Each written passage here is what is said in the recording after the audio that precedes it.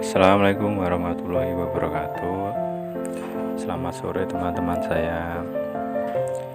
Perkenalkan, nama saya Aan Mubuljaman, NIM 145. Saya dari Universitas Islam Negeri Wali Songo Semarang, Fakultas Psikologi dan Kesehatan, jurusan Psikologi. Nah, di sini saya akan membahas tentang studi kasus anak ADHD atau bisa disebut dengan anak hiperaktif. Nah, guna memenuhi tugas psikologi anak berkebutuhan khusus. Enjoy for watching.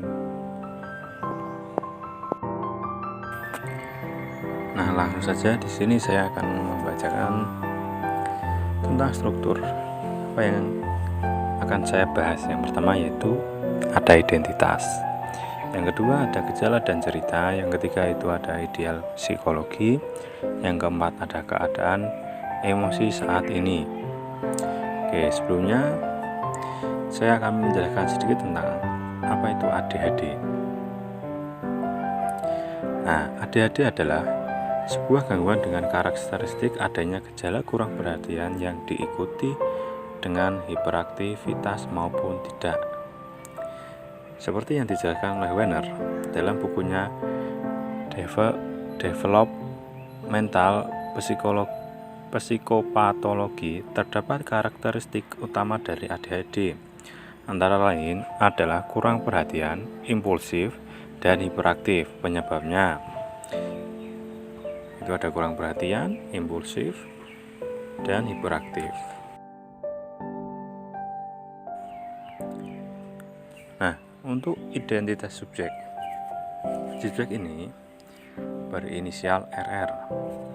Tanggal lahir yaitu 12 Oktober 2012. Usia 8 tahun, agama Islam. Yang pertama, gejala. Saat ini dia duduk di kelas 1 sekolah dasar. Orang tuanya seringkali mendapatkan masukan dan laporan dari gurunya bahwa dia seringkali jalan-jalan di kelas. RR lebih banyak berdiri dan tidak fokus pada pekerjaan sekolahannya. Kemudian singkat cerita, orang tuanya pun mengakui bahwa di rumah pun RR seperti itu. Seringkali RR berganti-ganti aktivitas dan tidak pernah sampai selesai. Misalnya bermain bongkar pasang dan selang beberapa menit kemudian sudah beralih pada permainan yang lain.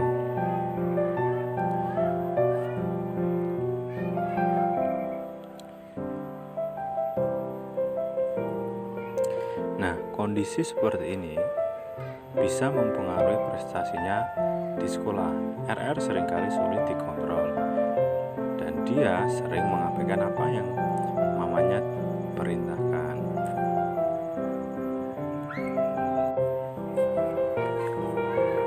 Nah, kemudian ada ideal psikologi. Impulsif. Dalam arti khususnya, impulsif adalah bertindak tanpa ada pertimbangan tertentu ketika dihadapkan pada tugas kompleks. Misalnya ketika tiba-tiba dalam pikiran mereka terdapat sebuah ide atau solusi tertentu, mereka tidak melakukan pertimbangan apapun, apakah ide, pemikiran, perilaku mereka baik ataupun yang pantas. Hal ini terjadi karena mereka mengalami kesulitan untuk mengatur reaksi diri terhadap rangsangan dari luar. Sangat sulit sekali jika kita melarang mereka untuk berhenti dari impulsivitasnya, karena anak dengan ADHD mengalami kesulitan untuk berhenti melihat, mendengar, bahkan berpikir. Nah, kemudian hiperaktif.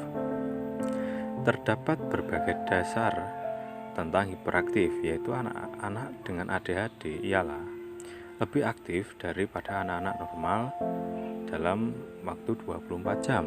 Bahkan saat tidur sekalipun, mereka menunjukkan kegelisahan yang sangat besar dalam berbagai tugas, sehingga mereka memperlihatkan gerakan-gerakan yang tidak relevan, tidak bertahan di tempat duduk mereka, bahkan selalu bisa duduk dengan tenang seperti anak-anak lainnya.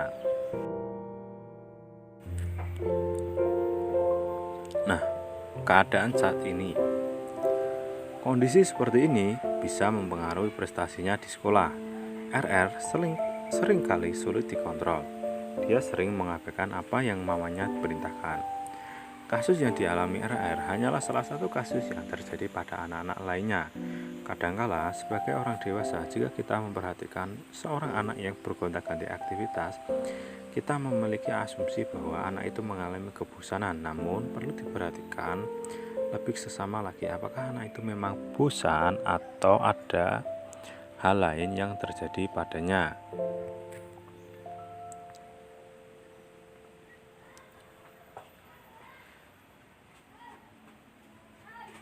Ketidakmampuan anak untuk menaruh perhatian terhadap berbagai aktivitas tentunya dapat menghambat perkembangan akademik dan perkembangan sosial. Hal ini dapat terjadi karena dia tidak dapat menyelesaikan tugas dengan penuh perhatian dan proses belajar yang terganggu. Oleh sebab itu, sangat penting jika orang tua maupun pendidik dapat melakukan deteksi atau mengetahui lebih awal yang terjadi pada anak sehingga dilakukan penanganan dengan tepat. Nah, pada kasus RR ini sangat tepat sekali tentang gangguan pemusatan perhatian atau attention deficit hyperactivity atau ADHD. Nah, kesimpulannya adalah peran orang tua sangatlah penting dalam tumbuh kembang seorang anak. Karena jikalau dirasa anak tersebut mengalami terhambat dalam pertumbuhannya, seperti tidak senormal anak-anak sebagainya, mungkin dapat berkonsultasi pada ahlinya. Nah, untuk studi kasus kali ini mungkin cukup sekian. Semoga ilmunya bermanfaat. Kurang lebihnya mohon maaf. Thanks for watching. Wassalamualaikum warahmatullahi wabarakatuh.